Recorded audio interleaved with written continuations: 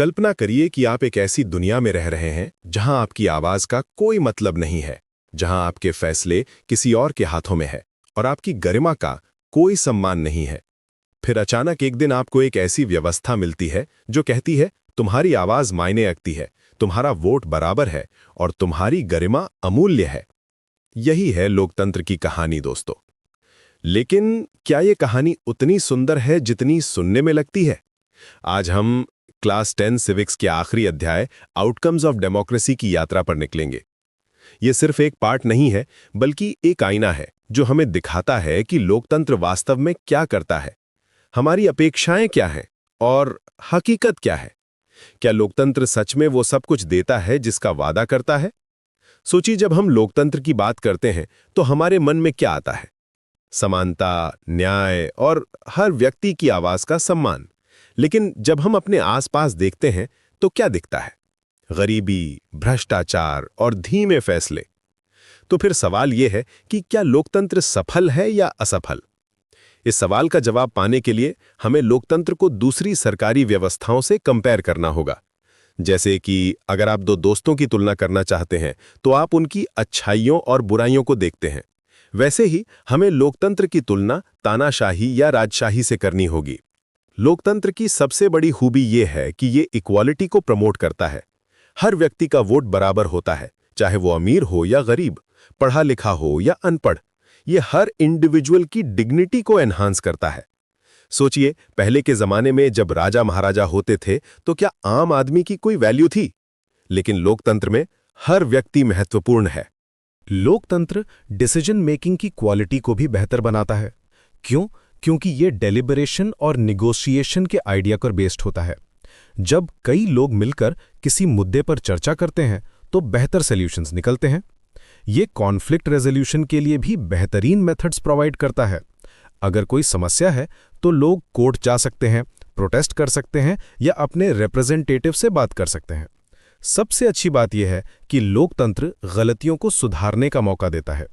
अगर कोई सरकार अच्छा काम नहीं कर रही तो अगले इलेक्शन में उसे बदला जा सकता है।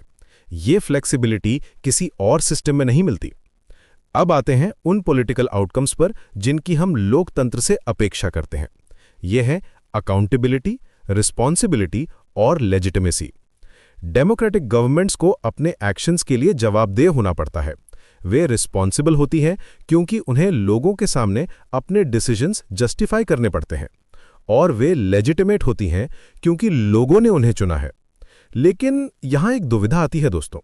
लोग अक्सर कहते हैं कि डेमोक्रेसी प्रिंसिपल्स में तो अच्छी है, लेकिन जब उन प्रिंसिपल्स को प्रैक्टिस करने की बात आती है तो प्रैक्टिस करने के मामले में डेमोक्रेसी उतनी अच्छी नहीं है। ये एक वैलिड कंसर्न है।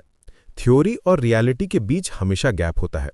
डेमोक्रेटिक गवर्नमेंट्स कभी-कभी स्लो लगती है क्योंकि उन्हें हर डिसीजन के लिए डिस्कशन करना पड़ता है, जबकि डिक्टेटरशिप्स में एक व्यक्ति तुरंत फैसला ले सकता है। लेकिन सवाल यह है कि क्या फास्ट डिसीजंस हमेशा गुड डिसीजंस होते हैं? जरूरी नहीं।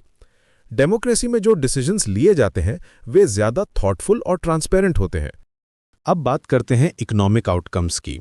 यहां लोकतंत्र का रिकॉर्ड मिक्स्ड है। अगर हम 1950 से 2000 का डेटा देखें तो जो डिक्टेटरशिप वाली कंट्रीज होती हैं उनमें इकोनॉमिक ग्रोथ ज्यादा आई है डेमोक्रेसी के कंपैरिजन में। लेकिन इसका मतलब ये नहीं है कि डिक्टेटरशिप बेहतर है। इकोनॉमिक ग्रोथ कई फैक्टर्स पर डिपेंड करती है। Natural resources, global situation, population, cooperation from other countries. Government का फॉर्म सिर्फ एक फैक्टर है।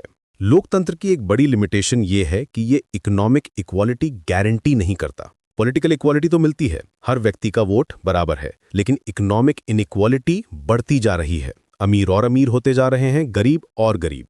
ये एक सीरियस कंसर्न है जिसे एड्रेस करना जरूरी है।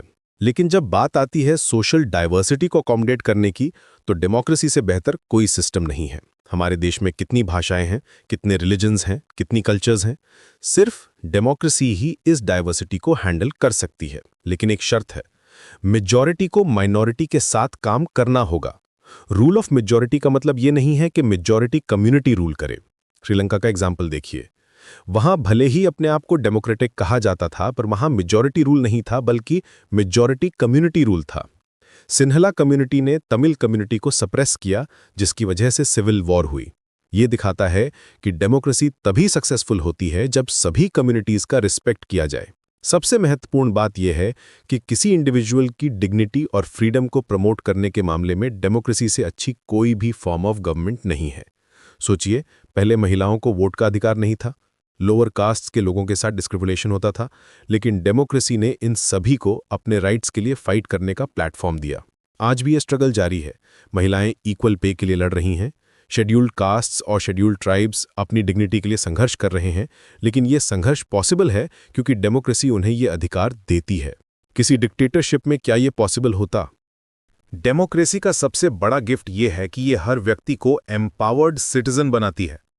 आप सिर्फ सब्जेक्ट्स नहीं हैं जो रूलर के ऑर्डर्स फॉलो करते हैं, आप एक्टिव पार्टिसिपेंट्स हैं जो अपनी गवर्नमेंट को शेप कर सकते हैं।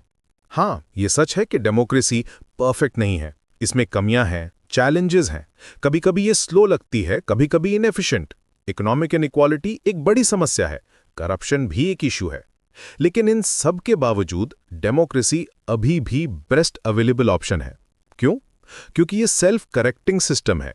अगर कोई प्रॉब्लम है तो उसे सॉल्व करने के मैकेनिज्म्स मौजूद हैं। लोग प्रोटेस्ट कर सकते हैं, मीडिया के थ्रू अवेयरनेस फैला सकते हैं, कोर्ट्स जा सकते हैं और अल्टीमेटली इलेक्शंस के थ्रू चेंज ला सकते हैं। डेमोक्रेसी सिर्फ एक पॉलिटिकल सिस्टम नहीं है, ये एक वे ऑफ लाइफ है। ये हमें सिखाती है कि डिफरेंसेस को वायलेंस से नहीं बल्कि डायलॉग से सॉल्व करना चाहिए। ये हमें टॉलरेंस और पेशेंस सिखाती है। ये हमें अपनी रिस्पॉन्सिबिलिटीज के साथ साथ अपने राइट्स के बारे में भी अवेयर बनाती है। तो अगली बार जब कोई कहे कि डेमोक्रेसी काम नहीं करती, तो उन्हें याद दिलाइए कि ये एक जर्नी है, डेस्टिनेशन नहीं। हर जनरेशन को इसे बेहतर बनाने की जिम्मेदारी है। आप भी इस जर्नी का हिस्सा है और आपकी आवाज मायने रखती है। डेमोक्रेसी की सक्सेस आप पर डिपेंड करती है, आपके पार्टिसिपेशन पर, आपकी अवेयरनेस पर और आपकी कमिटमेंट पर। अगर आपको यह स्टोरी रिवीजन अच्छा लगा तो लाइक, शेयर और कमेंट कर दे और इसी तरह के और भी चैप्टर को फास्ट एंड स्टोरी के फॉर्म में रिवीजन करने के लिए सब्सक्राइब करें।